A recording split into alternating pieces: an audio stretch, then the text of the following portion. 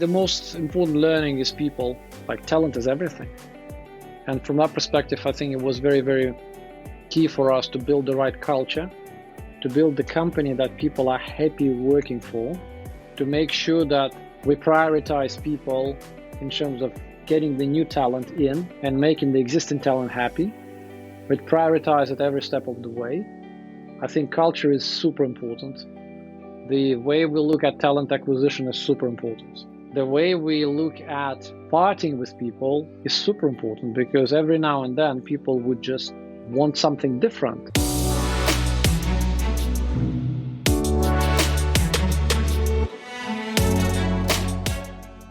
Welcome to Entrepreneur's Handbook podcast, where we share inspiring startup stories with practical takeaways for you, the listener. Today's guest is Anton, the founder and CEO of Sweatcoin. Sweatcoin is an app that pays you to do exercise. It might sound too good to be true, and many people have tried it in the past. But during this episode, you're going to learn why Sweatcoin has been successful where many other startups have failed. They already have nearly 100 million users signed up, and they're still yet to launch in many of their major markets that they expect to do well in. This was a really insightful episode, so let's get on to the show.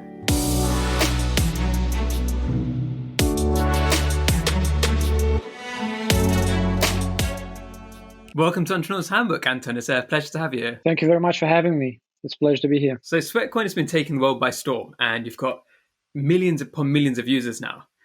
And it's such a unique idea that I haven't seen explored by many other people. But can you tell us how this entrepreneurship journey started for you in the first place? Because Sweatcoin isn't your first startup, is it? No, it's not. But I mean, it's not my first business, let me put it this way. I'd say that this is probably my first technology startup. And quite frankly, it's a funny one. I did start earning money at a very early age, as I guess many other entrepreneurs, but I never actually aspired to be an entrepreneur until I was about maybe 27, 28. So I think that, from that perspective, it's quite a bit different from serial entrepreneurs who've been just going from one business to another. So I don't consider myself to be like a truly serial entrepreneur. It's just, over time, I think I had various experiences working for big companies, small companies, working for myself. Just realized that probably being an entrepreneur is the least of all evils, so to speak. It's like Churchill said about democracy. It's a pretty screwed up system, but everything else is worse. So I think that applies to entrepreneurship versus other jobs as well. But coming back to this idea of Sweatcoin, I think we came up with the idea quite a while ago, and then over time, I liked the idea initially. I started discussing it with a bunch of friends because the initial idea, I liked it, but it wasn't strong enough. I did see quite a few weaknesses. So I started bouncing those weaknesses off good friends, and one by one, I would find a solution. And then I think that the final straw was when I got in touch, when I spoke to my now co-founder Oleg and explained the idea. And I think that we just came up with a kind of, a couple of final fixes. And from that moment onwards, it would be just a shame not to start a business. And starting the actual business itself, what was the process? Because obviously, with something like Sweatcoin, it's such a big idea. How did you seed that in people's ideas? How did you get that initial momentum right at the beginning? Yeah, good one. So I think that the whole idea was, so it's a funny one because in terms of the vision, we didn't pivot a bit from where we envisaged the business like 7 years ago. But I think it was really difficult to strip it down to like the MVP or pre-MVP level. What is the absolute bare bone minimum that you have to do? Like, the original idea was that maybe we should be crypto from essentially get-go. And then luckily, soon enough, we realized that was a wrong idea, because at the time, crypto was in its infancy. I mean, not crypto, blockchain, sorry. So blockchain as a technology, it was slow, it was expensive. We actually were quite fortunate. We had a meeting with Vitalik Buterin at the end, I think, of 2015, early 2016. And, we just discussed that. We just realized, look, it's a wrong idea to go crypto. So we decided to start as a centralized asset, as a centralized app, essentially to serve as a showcase of the idea. And yeah, I think that from that moment onwards, it was just, fine. So just let's just come up with the most engaging and attractive user experience we could imagine. And at the same time, it was very clear that we needed to make it very, very straightforward, very clean, so that anyone, be that a teenager or a grandma, could use it. So obviously you wouldn't have come across the best design right at the beginning, and you had to iterate through different designs to make it the product that is now. What are some of the big mistakes you made in the early days that once you changed had a big effect on the user experience? Well, I think that in terms of design itself, look and feel, like our first ever version, the first prototype was truly horrible. I don't remember who said that, but some of the big guys in the technology space said that if you are not ashamed of your first prototype, you were doing something wrong. So I think that we did everything right from that perspective. It was truly horrible. We got really lucky getting a really talented designer to come up with a look and feel that still is very much retained in the app now. In terms of the big decisions, ironically, I think that the architecture of the app is still very much unchanged. It did evolve quite a bit. I think right now, in terms of its vibrancy and the engaging look and feel, I think that we are a million miles, better. In terms of key learnings, I think what was really, really important for us is to find that underlying virality, because in terms of our growth drivers, and some people still keep asking questions, how do you manage to grow that fast? And I think that the biggest achievement that our product has is that it's insanely viral, just because of the way we've designed the product itself. So I think probably that actually is such a massive and important uplift in everything we do. Again, it's possible because of the structure of the product, because of how product is, because we are a currency. So we have almost like our own incentive currency to reward our users with for inviting friends. But that makes our life a bit easier. But generally speaking, that if there's one single thing that was most important in early days, I think that's probably that one. Just rolling back a bit, what motivated you to tackle the health economy through a currency, an online currency? Where did the whole idea come from in the first place? Yeah, I think it was just it's such a massive problem, motivation, like to get yourself, like I'm relatively lucky. I've been active most of my life, and yet even so, I didn't like on average, I didn't have a problem dragging myself outside for a run or to the gym, and yet sometimes I would just end up being like, oh man, cannot possibly do it today. And then that basically, because I'm curious, I started thinking, why is that so difficult, and started reading. And then I came across that seminal book in behavioral economics, the Thinking Fast and Slow. And that's such a dense book. Like, you can still reread it like multiple times. You will always find something new. So that was funny. And then, obviously, present bias, understanding of why it's so hard. What is the benefit today versus the benefit tomorrow? And one thing led to another. And let's face it, the original idea wasn't particularly novel. And frankly, I don't think that this idea is particularly novel in principle. I think what's really hard is to actually execute. But just the general idea to pay somebody to do something useful, I think it's just perfectly normal. So I think the idea was pretty much there. I think a few people tried it before, loyalty program for health and fitness. I think where it really helped is that I had a few friends that were kind of challenging me. I remember one friend, because the original idea I had was like, okay, how about we exchange points into some discount vouchers or something? And he said to me, you know what? No, that's not cool. You have to be able to pay like 100% in Sweatcoins or whatever your currency is for that product. That was a really good challenge, and that made me start thinking, how do we make that possible? So there were a few challenges like that also, and I think that when we kind of found a way to resolve all them, that idea was somewhat different from everything else. When you looked at it as well, what were some of the issues that other people maybe executed incorrectly? Like, what's your competitive advantage compared to everybody else is trying to do the same thing? Yeah, good idea. Good question. Firstly, I don't think at the time there was much competition. I think that everybody would want to start something like that. They would.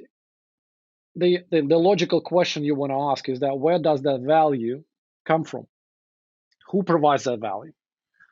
And then people would most naturally go either like, okay, that's got to be an insurance provider or a healthcare provider or an employer, because it's very hard to think who else would be willing to do so. Now, with a healthcare provider, there was a player like that in Canada where they actually, started the business off the back of a bunch of contracts with the provincial government, who would fund, essentially the value of the currency. The problem is that working with the government is extremely, first of all, it's a very long cycle. Secondly, if the government pulls the plug, then you are dead. And that's what happened. So with insurers, it's also possible. I think a good example of that is, let's say, Vitality. The problem with that is that it's still very limited in terms of your reach, because you end up essentially what users get from Vitality, the prizes or, the Apple Watch or whatnot, that's essentially funded by them. So you pay a certain amount of money and some of that value is being redistributed. So, and by default, that is a limiting factor because there's only that many users you can get on a private health insurance costing hundreds, if not thousands of quid a year. And we were not interested in, actually, we were interested in a massive mass market product, a product that would touch 1 billion people. And then thirdly, when you talk about employers being the funding partner, then the problem is that the corporate wellness is it's a red ocean. There's a huge amount of competition. It's very hard to break through the noise. So, and for us, the big question was, how do we reach 1 billion people? How do we build a product that's a mass product? It's a major utility product. So I think from our perspective, we started from a completely different place. Instead of thinking who's going to provide the value, we said, how do we build a product that would be loved by millions? And if we get 1 million people, then we'll figure out almost how to get that value through the door. Again, we had some early hypotheses. I have to be totally honest. I mean, I did have the idea that we'd be able to convince the healthcare providers like the NHS or health insurers, which we ended up doing. But what was really good is that along the way, we found a much more sustainable source of value, which continued to help us to get to where we are now. What is that sustainable source of income? What's the business model that allows Sweatcoin to function? Yeah. So Sweatcoin as a product right now actually produces two very, very valuable assets. One valuable asset is the uplift in physical activity. So our users on average, as shown by academic research, become 20% more active on average. Now, in case of our products that, for example, we are running a massive project with the NHS, helping them out with their diabetes prevention program. The existing diabetes prevention program by the NHS, that's actually administered by the NHS and the independent private healthcare providers, suffers from one problem. The completion rate is only 27%, which means that the remaining 73% of pre-diabetic patients, they end up developing diabetes too with a very high probability. When Sweatcoin is at play, the completion rate goes up from 27% to 87%, and his users can move more 40%, not 20% versus the average, 40% more. They lose about 6% of the body weight in 10 weeks. So as I said, a very important asset that's attractive to the likes of the NHS is the uplift in physical activity. The other valuable asset that we generate is user engagement. Users absolutely love the user experience. They keep coming back to the app. And that is extremely attractive from a marketing perspective for brands. And we have more than 600 brand partners who provide their products to us completely for free. We pass on those products to our users. They actually strengthen the engagement. Users are even happier. And on top of that, those brands pay us for featuring their products in the marketplace. So this is how we managed to create, I'd say, a zero-level cycle where fundamentally free product is a possibility, and we continue to be a profitable business while growing. Yeah, and you mentioned earlier how originally you were going to do Sweatcoin in crypto, and you decided against that after speaking to Vitalik and people like that because the market wasn't like mature enough yet. But now that's changing, right? The market has become more Yeah. mature. There's greater depth in the products available in blockchain. There's more like protocols and structures set up. So what is the next phase for Sweatcoin? Yeah. That's a great question. So, look, I mean, up until recently, Sweatcoin and the way you could actually get value in exchange for your steps, you would convert your steps into Sweatcoins, and the Sweatcoins you'd be able to spend on products, services, experiences from our partners, donate to charity. And by introduction of crypto, we are introducing a crypto asset, a cryptocurrency called Sweat, which you also will be able to exchange your Sweatcoins into. So by doing that, essentially what we are doing is we're providing our users with even more value. So it's not a pivot, it's not a complete change of user experience for our users, nothing's going to change.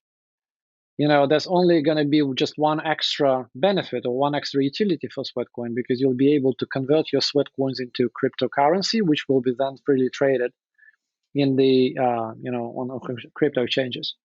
So the plan now is that the technology has come of age. It can now process thousands of transactions per second, which was, by the way, one of the biggest stumbling blocks for us, because relatively soon after launch, we already were processing hundreds of transactions. And unfortunately, that wouldn't be digestible by the then existing blockchains. I think what changed is with the arrival of DeFi and high performance blockchains like Solana, Near, and a few others. So I think that that's what made it possible. We always knew our users wanted crypto badly, and whenever the moment when we realized we can create and improve that experience, the user experience, we just went for it. So obviously, before creating Sweat, you hadn't had much experience in the blockchain industry. How did you get your head around that? How did you decide what steps to take and what moves to make to change the Web2 company Sweatcoin into something which is also Web3 too, with the sweat economy? Yeah, great question. But then again, so my co-founder Oleg, he is an early crypto enthusiast. I think he was mining Bitcoin on his home laptop as early as 2012. Not that made him rich. I think he ended up losing that laptop because he didn't think much of that Bitcoin he ended up mining. But that's for him to tell the story. But anyway, he was quite curious about crypto all along. And in fact, since the early days when we engaged, as I said, the fact that we engaged with Vitalik meant that we always were curious about crypto. We were always connected. We had some network we were part of. So we monitor the space quite closely. In fact, we would always we revisited the space at least 3 times in a more formal way. So we obviously looked at the space at the very beginning. We then looked at the space in 2017 during the ICO craze. And everybody was telling us that, yeah, guys, you have to do an ICO, you have to do an ICO.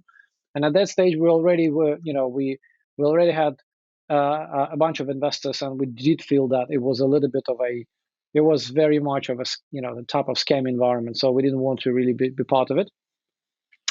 And also, I mean, we wouldn't be able to pull it off in terms of technology. And then we revisited it again in 2019. So we were always there. We were always kind of thinking and looking at it, meeting people, talking about it, exchanging ideas. So it wasn't like we were completely new, but at the same time, yes, we were not active parts of the Web3 community. So when we made that decision about a year ago, we just decided that, it's a very steep learning curve. We need to get lots of, very smart people at the table. We needed to go in and explore and research and everything. So we started building up a team, And by the time that we were ready to kind of conceptualize and suggest our vision, I think we already had a decent expertise. But having said that, it's never too late to learn. So we keep on learning every day. And where do you see this going now? So I think you've seen you state before that you want to make this even more mass market than it already is and have people all over the world using it. How does Web3 help you achieve those ambitions? Yeah, so it's what we want to build. We want to build a currency that's used by 1 billion people. And, an app is just the first stage. This is the way to get users and to get them, to introduce them to the concept. But the Web3 as a, blockchain technology, I think that enables that just create the creation of a liquid and distributed and freely tradable asset. And from that perspective, I think it's really, really exciting. Having said this, do we only want to build a currency? No, I think the vision goes bigger than this. We want to build an ecosystem where the currency is actually backed by the value of your movement, of your physical activity, because we are great believers that physical activity does have lots of value. It does have lots of intrinsic value because being active creates lots of value intrinsically and extrinsically. And our job, therefore, is to create multiple options for users, for people, to convert whatever type of physical activity they perform, be that steps or swimming or high-intensity training or yoga, to convert it into an underlying asset, an underlying unit of denomination of that physical activity. That is really exciting. That's the kind of ultimate end state of that thought experiment was started back in 2015. How to get there? We have a clear roadmap. I'd like to think it's going to take a few years, though. So we're starting off with just the most common type of physical activity, and the one that's easiest to verify is steps. It's walking. That is the type of activity that's available to a vast majority of us. And that's the type of activity that's very easy to validate and track. That's very important because, if you create a system which is easily gamed, then that's not going to be a proper currency, so to speak. But longer term, what we want to do, we want to build a unit of denomination of physical activity, of the value of physical activity. That's what we're building. Interesting, yeah. And as you said there, you're growing very fast at the moment, and like I know from a mutual friend of ours that you had a huge launch in Brazil. Can you talk us through like your launch plan in terms of which countries you chose first and why you chose them and how you're expanding globally? Yeah, so we initially launched in the UK. This is where we're based. That's our home base. That's our, as we say, headquarters. And then we launched in the US. And the idea was that, look, these are the hardest markets to penetrate. So if we are successful at penetrating those, then the rest of it is going to be easier. Which, with the benefit of hindsight, I think it's absolutely correct. So we did launch there, then we expanded into EU and a bunch of richer countries around the world, like Middle East, Israel, Hong Kong, those kind of places. And so we always knew that people from the countries where the GDP per capita is relatively low, we are more successful there. Probably because that opportunity to earn a little bit of extra value is relatively more appealing. So, and then we put our international expansion on hold because because of COVID. COVID was a bit of a black swan for us because literally the world stopped working for a few months. That was a good opportunity for us, though, to almost like to step back and reevaluate what we're doing from a business perspective, a user experience perspective. And then when we were ready to relaunch again, which was closer to the middle of 2021, We just restarted reactivating some of our programs, such as, for example, our influencer hub, which is a proprietary influencer platform that is contained within, but very well hidden within Sweatcoin app.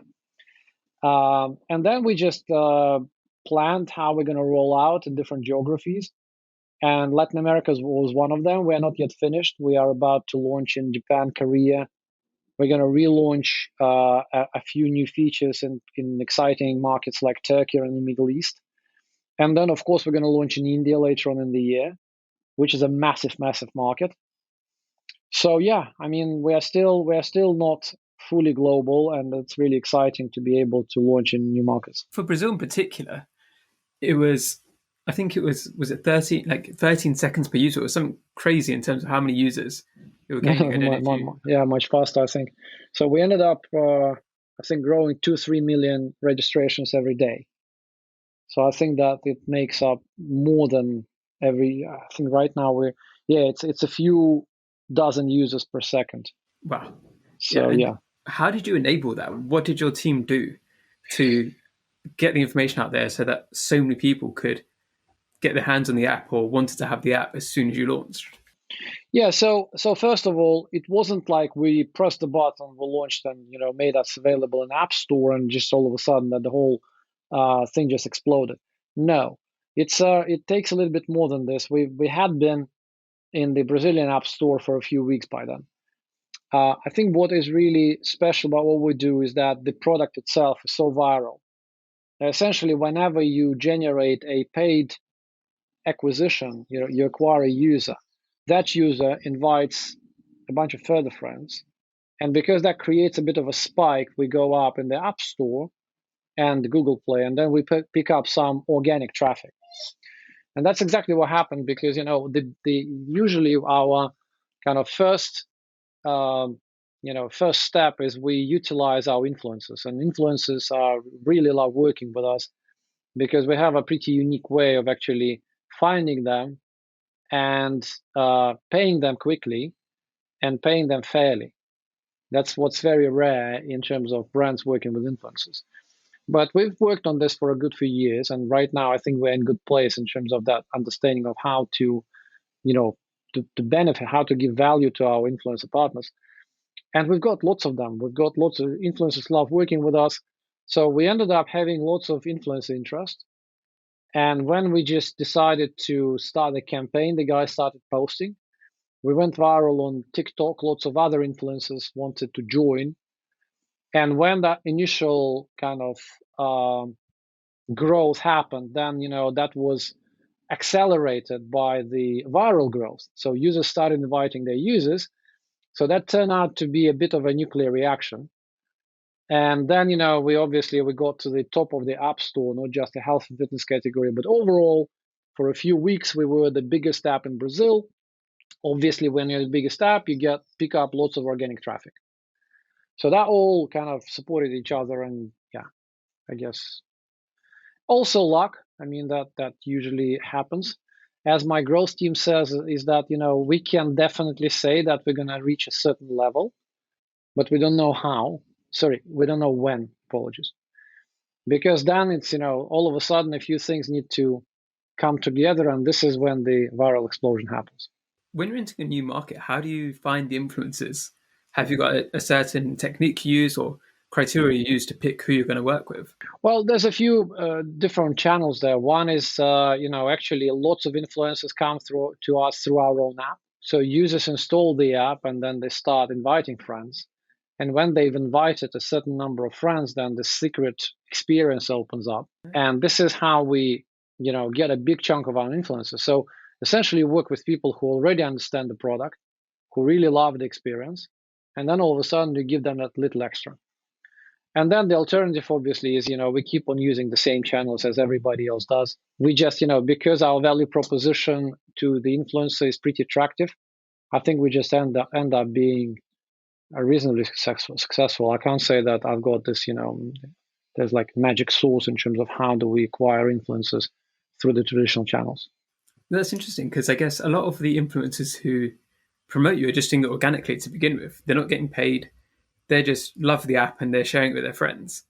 And because they do that, then you say they open up this other experience. Is that correct? Yes, partly, not all of them. So obviously, some influencers would not post anything if they didn't know that they'd be paid. But again, because our app is just optimized for that experience, whereby if you invite a friend, you would get 5 Sweatcoin anyway. Obviously, that experience is is much more friendly to anyone who's got some social clout. Whether you can invite 5 friends or 55 friends or 555 friends. So from my perspective, yes, I think the product itself is very, very good for for virality. Just and that's probably why that's one of the things that I said that is really important for our product. You've now launched in several countries already, and you've got new ones coming up. For India, for example, right? India's got 1.5 billion people. So if you can have even a small market penetration there, that could massively increase your user base. Have you got different tactics you're using for India, perhaps, that you haven't used yet? Or is there anything you're going to do differently for a market of that size? That's a great question. I think that generally speaking, we have a playbook, but each market is a bit different. So in every market, we deploy a different combination of the techniques that we tried before. And occasionally we do come up with something completely new. Like, for example, obviously at the time of us launching in, let's say in America, back in 2018, at the time, TikTok wasn't even there in principle, right? It was Musically, and Musically wasn't that big in the US then. So that channel wasn't existing for us. And even earlier, 2021, we did try TikTok. We always try experiment with all sorts of channels, but we didn't have much success with TikTok in some of the more traditional markets. And then all of a sudden, places like Brazil, it just goes completely crazy. So I think for India, it's a really big market. It's a really exciting market because we know that a lot of users from India actually they installed Sweatcoin app through VPN. So we've got a few 100,000 users in India already. In terms of tactics, remains to be seen. I think that there's a bunch of things that we know about India. One of them is that TikTok is not an option because TikTok's obviously banned there. But we are currently working on coming up with a few tactics that I'm sure will help us be successful. But then a bunch of it is that you learn as you go. You learn fast, you experiment, you see what works, what doesn't, and then adjust. Is there anything from the businesses you worked in before you started Sweatcoin that you think have really impacted the way you've run Sweatcoin and what's made Sweatcoin successful? Like hard lessons you learned earlier on in your business career? Yeah, I think the most important learning is people and is talent. Like talent is everything. And from that perspective, I think it was very, very key for us to build the right culture, to build the company that people are happy working for, to make sure that we prioritize people in terms of getting the new talent in and making the existing talent happy. We prioritize at every step of the way. I think culture is super important. The way we look at talent acquisition is super important. The way we look at partying with people is super important because every now and then people would just want something different. Sometimes they would outgrow the company, sometimes the company would outgrow them. But I don't think that there should be any hard feelings because it's not it's not somebody's fault. It's absolute natural. I think it's really, really important to be able to stay friends, and because you never know, and then every now and then people come back because they've tried something else and they want to just they've learned, and then they want to come back to their kind of the home company, so to speak. So yeah, I think people and also the importance of, I guess, inspiring the team. What are we here to achieve? Because I think that a long time ago there was this idea that the main function of a business is shareholder value. There's like an old school economic approach. Reality is that There's got to be some capitalism everywhere in any business.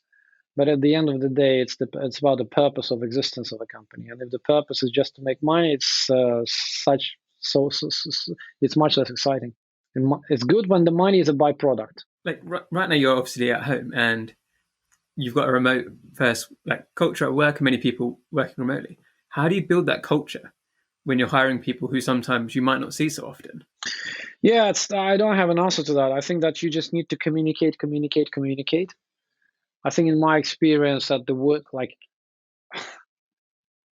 I've seen companies that have everything in order, they've got great strategies, they've got great set of OKRs, whatnot, but then they don't communicate well enough.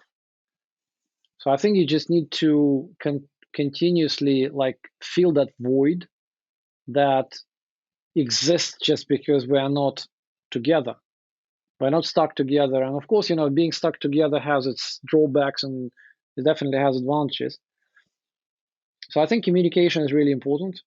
Making sure that people get onboarded properly. I think at the end of the day, culture matters so much.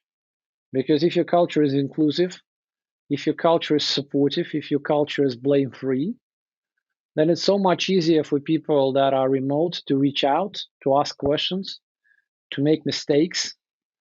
Like, for example, we at Sweatcoin, in our all team meetings, which we have weekly, people are actually encouraged to ask questions, so much so that, there's a prize draw. As people, all the questions are entered to a prize draw. And when the prize draw happens, then, the winner will get an Apple Watch. I think why it's important is not so much, we are not bribing people to ask questions, to ask stupid questions. I think the message is there that there's no such thing as a silly question, because if all of a sudden, if you're getting hired and you're remote and you only have a chance to speak to some of your colleagues via video, then you will still have a very biased view of the company.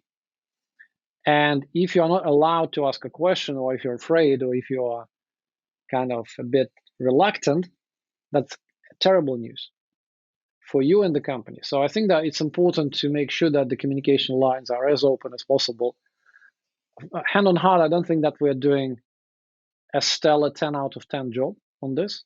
There's always you can do more. And it's really refreshing for you to admit that as well, because like I said, it's not easy. And lots of people listening today will be having the same problems that you're having, and they're trying to solve it and they're trying to communicate. And sometimes it's quite intimidating because you want to be perfect. But what you said there is really important. You can't ever be perfect, but you're trying to encourage the right behavior and try and encourage that culture of people who feeling comfortable to ask questions, because that's how you can solve the issues. If you don't know the problem exists, you can't solve it. Exactly. And has there been anything in the past where, as you're building Sweatcoin, which you wish you knew earlier and you might have made changes earlier on to help you build the culture in the company? Culture-wise, I think that with culture, you always know what can go wrong is, you haven't communicated well enough, you haven't explained, maybe you've left it too late in some cases. So I think even though I do keep repeating that communication is everything, every time there's a fuck up, in the company, 8 out of 10, the problem is with somebody under communicating or communicating incorrectly, or people misunderstanding. It's all about that. So I think from a culture perspective, as long as you put the culture as one of your top priorities, as long as you articulate that culture well enough, early enough, I think you'll be fine. I think what I would like to say as well is that some people, especially enthusiastic startup founders, I think they over-articulate, they start doing things too early, almost like, oh, I've got to have this system, I've got to, formulate my company values and principles when my company is 5 people or 10 people. I think it's just important not to do things too early. But then the key question is, what's the right time? That, I guess, is the most important thing, because doing them too early is going to be too much burden, too much bureaucracy. Doing them too late it's going to just erode the fabric of the company. So yeah. So maybe some of the things in terms of learning, doing some things earlier, some things a bit later, but it's so hard to get it right. You mentioned earlier about Daniel Kahneman's thinking fast and slow. Are books something you generally draw on for inspiration when you're making decisions and when you're trying to learn yourself? Are there any other books you really recommend for listeners to maybe read to help them in their journeys? The honest answer is no. I don't really draw much from books. But first of all, I'm not an avid reader of business books. I read a few, but maybe just because of my time at business school, I've got that vaccination, from reading that too much business literature, which I personally think is, if there's one good idea in a book, this is like, that's too much. And there are some books where you've got 3 or 5. This is just, that's treasure trove. But most books, they haven't got even a single idea that is extremely valuable. So I'm not a great reader. Maybe I read 3-4 books a year. I try to be super selective. I do read a lot of fiction, mostly classic, and that actually every now and then gives me some ideas. But maybe that usually happens when your mind is not working, and then in the background something's happening, and then all of a sudden you're reading something and going like, oh shit, man, that's a great idea, even though it wasn't directly inspired by that what I was reading. In terms of books, I would definitely recommend. I'd definitely recommend Thinking Fast and Slow. I definitely recommend, but probably everybody read it, 0 to 1 by Peter Thiel. I think it's really cool. I definitely recommend a book called 5 Dysfunctions of a Team. That's probably one of the best books about managing a team.